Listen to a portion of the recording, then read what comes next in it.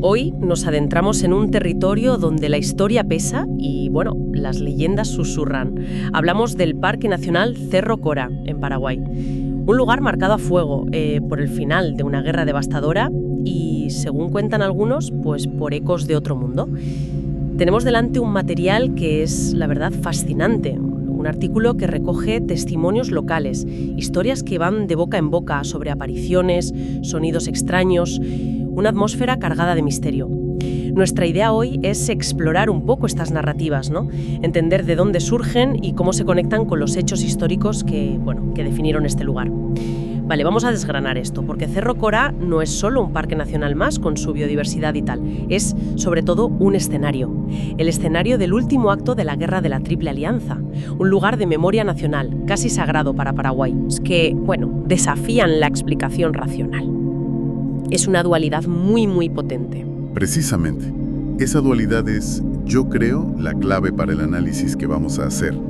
Lo que intentaremos es observar cómo la historia documentada, el inmenso trauma colectivo que dejó esa guerra, no podemos olvidar la escala de la catástrofe para Paraguay, y también el rico folclore local, cómo todo eso se entrelaza y se manifiesta en estas historias. El contexto, tanto geográfico como sobre todo histórico, es absolutamente fundamental para captar la resonancia de lo que se cuenta en Cerro Corá. Geográficamente y sobre todo históricamente. El Parque Nacional Cerro Corá está en el departamento de Amambay, al noreste de Paraguay, a unos 35 kilómetros de Pedro Juan Caballero, muy cerquita de la frontera con Brasil. Su relevancia histórica es máxima, porque fue aquí, el 1 de marzo de 1870, donde la Guerra de la Triple Alianza, o la Guerra Grande, como la llaman en Paraguay, llegó a su fin, y de la manera más dramática. Fue la última batalla, ¿verdad? Exacto.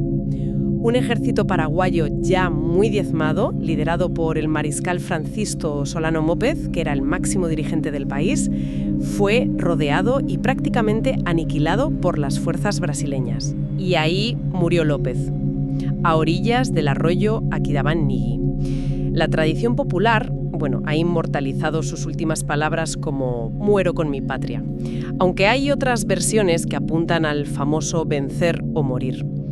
Sea como fuere, su muerte simbolizó el fin de la resistencia paraguaya. Hay un detalle que, la verdad, añade una capa de humanidad desgarradora a toda la tragedia bélica, y que el artículo menciona. Se trata de Madame Elisa Lynch, la compañera irlandesa de López. Cuenta la leyenda que después de la batalla, ella misma, con la ayuda de unos pocos sirvientes leales que quedaban, enterró en fosas improvisadas tanto al mariscal como al hijo mayor de ambos, Panchito López, que también murió combatiendo con apenas 15 años. Y lo hizo allí mismo, cerca de un árbol nativo llamado Curunay. Imaginar esa escena es estremecedor. Totalmente. Ese momento y ese lugar son absolutamente fundacionales para la identidad paraguaya moderna. La Guerra de la Triple Alianza fue una hecatombe, Paraguay luchó contra Brasil, Argentina y Uruguay, y las consecuencias, terribles. Perdió enormes extensiones de territorio, y lo más grave, se estima que murió más del 50% de su población total. Y quizás, hasta el 90% de su población masculina adulta. Es una de las guerras más destructivas de la historia moderna en términos proporcionales, una barbaridad. Por eso, lugares como Cerro Corá, impregnados de tanto sacrificio, de tanto dolor, de la muerte del líder y del fin de una era, se convierten casi inevitablemente en epicentros de la memoria colectiva. Y por extensión, claro, de leyendas. No es solo un sitio histórico, es como un altar cívico, un lugar de peregrinación laica. El hecho de que los restos de López y su hijo fueran exhumados en 1936 y trasladados con honores al Panteón Nacional de los Héroes en Asunción, no vació de significado el lugar original. Al contrario, si conectamos esto con el panorama general, esos actos de homenaje refuerzan la sacralidad del sitio, pero también alimentan la sensación de que algo quedó allí, ¿sabes? De que la tierra misma guarda ecos, memorias, quizás presencias. Y aquí es donde la cosa se pone realmente interesante, porque esa memoria, esos ecos, no solo se expresan a través de monumentos o actos oficiales. Según los relatos recogidos, parece que también adoptan formas mucho más esquivas, más inquietantes. Circulan numerosas historias sobre fenómenos inexplicables, especialmente entre los pobladores de la zona, y, de manera recurrente, fíjate, entre los militares destinados en el pequeño destacamento que hay dentro del parque. El artículo nos presenta estos testimonios a través de una figura clave, un antiguo guardaparques. Y curiosamente, él mismo se declara escéptico, pero es quien transmite lo que otros decían haber vivido. Habla, por ejemplo, de relatos de soldados que, estando de guardia o patrullando, sobre todo de noche, aseguraban haber visto figuras humanas, caminando entre los árboles o por los senderos. Figuras que, al ser enfocadas con la linterna o al intentar acercarse, pues simplemente se desvanecían. No es que huyeran, es que se esfumaban en el aire. También se menciona la percepción de ruidos extraños, difíciles de identificar. No los típicos sonidos nocturnos de animales, sino algo más. El artículo los describe un poco vagamente como movimientos extraños, como si algo o alguien se moviera sigilosamente muy cerca. Quizás pasos en la hojarasca, ramas que se quiebran sin causa aparente, sonidos que generaban una profunda sensación de desasosiego en la quietud del monte. Vaya tela. Y hay un fenómeno auditivo muy particular y recurrente, que se describe el sonido inconfundible de un viento fuerte, como el que precede una gran tormenta, ¿sabes?, que parece acercarse rápidamente, haciendo rugir las copas de los árboles. Pero la tormenta nunca llega. El aire sigue quieto, no cae ni una gota. Es como un anuncio de tempestad que se queda ahí, suspendido en el tiempo. Una tormenta fantasma, por así decirlo. Además, hay una historia muy concreta vinculada a Madame Lynch. Cerca de un paraje conocido como Isla Madame Lynch, dentro del parque, existía una vieja casona que la tradición popular atribuía a ella, quizás como un refugio temporal. Pues bien, esa casa fue demolida hace años, y el motivo, no era su estado ruinoso. Era la creencia de que en sus cimientos o paredes se ocultaba parte de un supuesto tesoro enterrado, la fiebre del oro paraguaya, ¿no? Lo fascinante es que, según se cuenta, incluso con la casa ya desaparecida, en ese preciso lugar hay quienes afirman escuchar sonidos inexplicables. Sobre todo, notas sueltas, melancólicas, como de un piano antiguo, algo desafinado, que se atribuyen al piano que supuestamente perteneció a Madame Lynch. Lo realmente revelador aquí es, cómo estos relatos pueden interpretarse como manifestaciones culturales, folclóricas, si queremos llamarlas así, del trauma histórico tan brutal asociado a Cerro Corá. La guerra total, la muerte omnipresente, la derrota, la pérdida irreparable. Son experiencias de una intensidad que a menudo desbordan el lenguaje cotidiano y la memoria puramente factual también. Entonces es posible que el folclore, la leyenda, tome el relevo, como una forma de procesar eso. Esos elementos sensoriales, las figuras que se desvanecen, los sonidos furtivos, ese viento que nunca llega, el piano espectral, podrían funcionar como metáforas populares, ¿no? Las figuras efímeras podrían simbolizar las vidas perdidas tan abruptamente, almas que según la creencia popular quizá no encontraron paz. El viento de tormenta inminente pero irreal podría representar la tensión perpetua, el miedo y la catástrofe que se cernía sobre Paraguay en aquel tiempo. Una atmósfera que todavía resonara en el lugar. Y el piano de Madame Lynch, figura trágica y controvertida, evocaría la pérdida personal en medio del desastre nacional. Son formas en que una comunidad puede intentar, procesar, recordar y dar sentido a un pasado que es demasiado doloroso para abordarlo solo con hechos. Es fascinante esa idea, la del trauma manifestándose así, como si el paisaje mismo tuviera memoria. ¿Significa eso que cualquier lugar con una historia trágica podría generar sus propios fantasmas o leyendas similares? Es una excelente pregunta. A ver, no necesariamente de forma idéntica, claro. Cada cultura tiene sus propios códigos y sus formas de expresar estas cosas. Pero sí existe un patrón bastante universal por el cual los lugares de gran carga emocional, campos de batalla, prisiones antiguas, hospitales, sitios de masacres, tienden a convertirse en focos de narrativas sobrenaturales. Es como si la intensidad de las emociones vividas allí, miedo, dolor, angustia, ira, dejaran una especie de impronta en la percepción colectiva del lugar. Y esa impronta luego se traduce en historias de fantasmas, presencias o fenómenos inexplicables. El folclore, en cierto modo, a menudo sirve como un archivo emocional de la historia. Sin embargo, como adelantábamos antes, el propio artículo nos ofrece un contrapunto muy interesante a todas estas historias. Y viene de la misma persona que las recopila y las transmite. Carmelo Rodríguez, un hombre que fue guardaparques en Cerro Corá durante muchos años. Su experiencia personal directa es radicalmente distinta. Rodríguez vivió algo bastante extremo en la década de los 80. Pasó un año completo viviendo totalmente solo, en una modesta cabaña de madera construida dentro de los límites del parque. Su puesto estaba a unos 5 kilómetros del destacamento militar más cercano. Imagina la soledad. Días, semanas enteras sin ver a otra persona, rodeado únicamente por la naturaleza y los sonidos del monte. Día y noche. Una pasada. Y su postura respecto a los fantasmas, las apariciones o el pójara, que es la palabra en guaraní para fantasma o espíritu, es rotunda. El artículo cita sus palabras textuales. Yo no creo en eso. Si existe porra o fantasmas, yo iba a ser la persona que iba a saber. Es una afirmación basada en una experiencia prolongada y sobre todo solitaria. Él cuenta que salía a patrullar con frecuencia de noche, a veces a pie, otras a caballo, aprovechando la luz de la luna llena para orientarse, y sí, admite haber escuchado muchos ruidos nocturnos. Pero para él, la explicación era clara y natural. Eran los animales del parque. El chapoteo de los carpinchos, las capibaras en los arroyos, el grito de los monos carayá al amanecer, el vuelo sigiloso de las lechuzas, el crujir de ramas bajo las pezuñas de algún venado.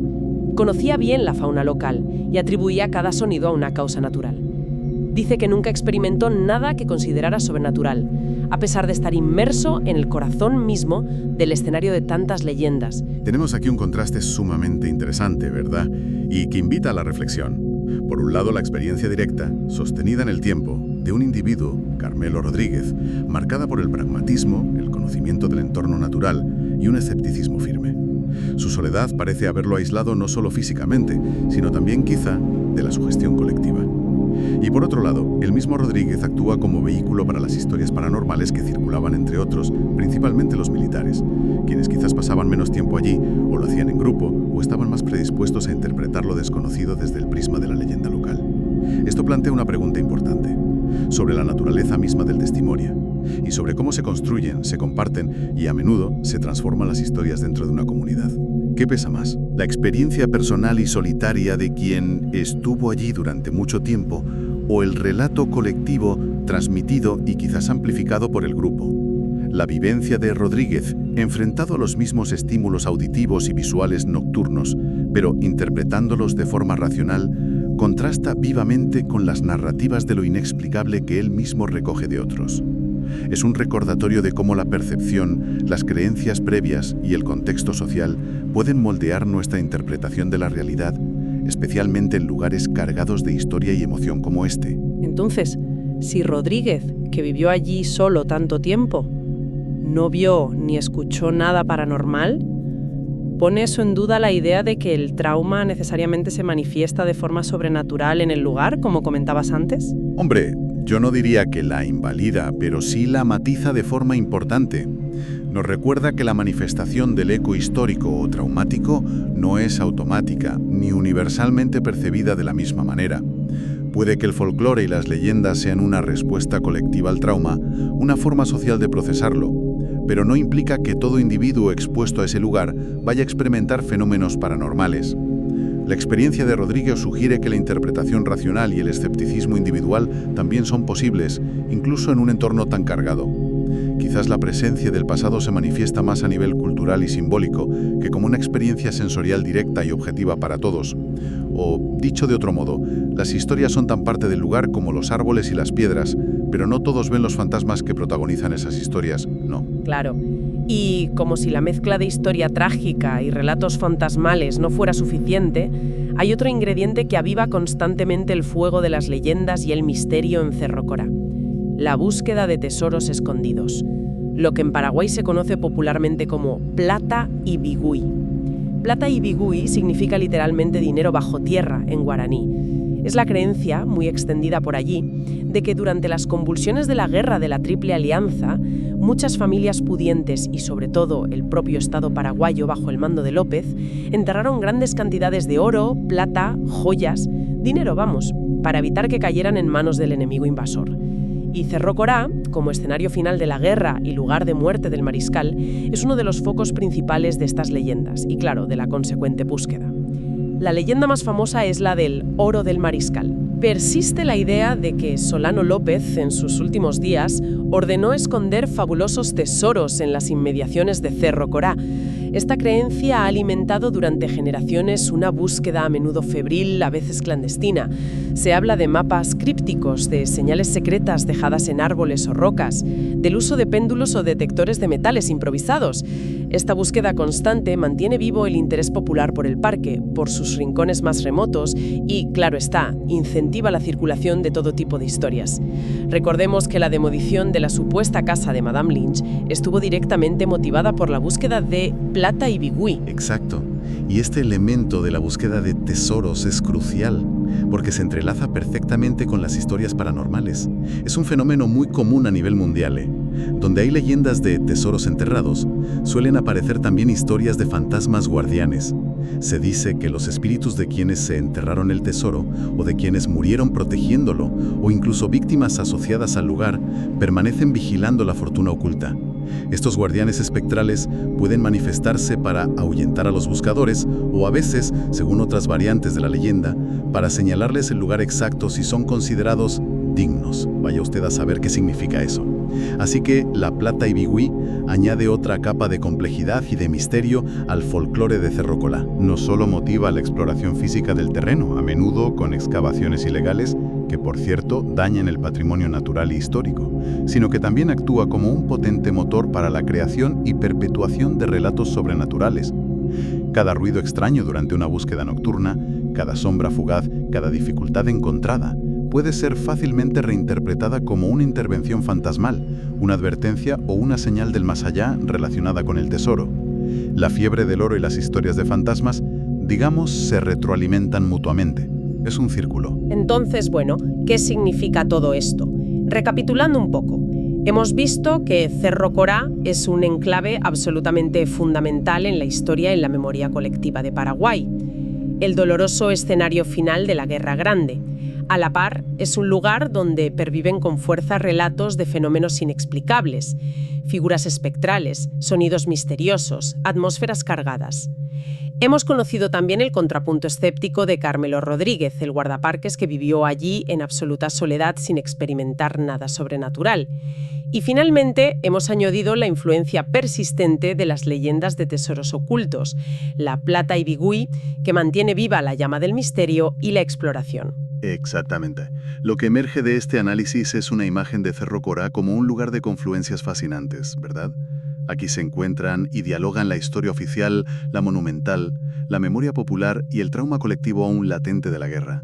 Un rico folclore local que intenta dar sentido a esa historia a través de lo sobrenatural, y motivaciones muy humanas y terrenales como la esperanza de encontrar una fortuna escondida. Todos estos hilos tejen la compleja y multifacética percepción que se tiene del parque.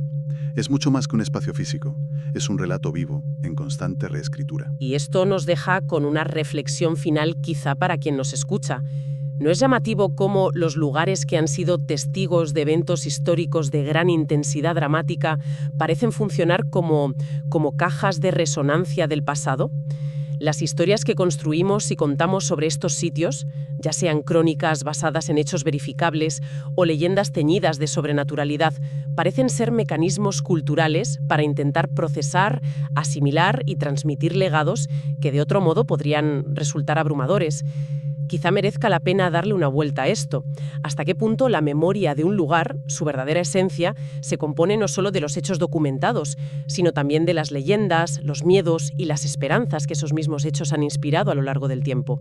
¿Dónde termina la historia tangible y dónde empieza el poder del mito?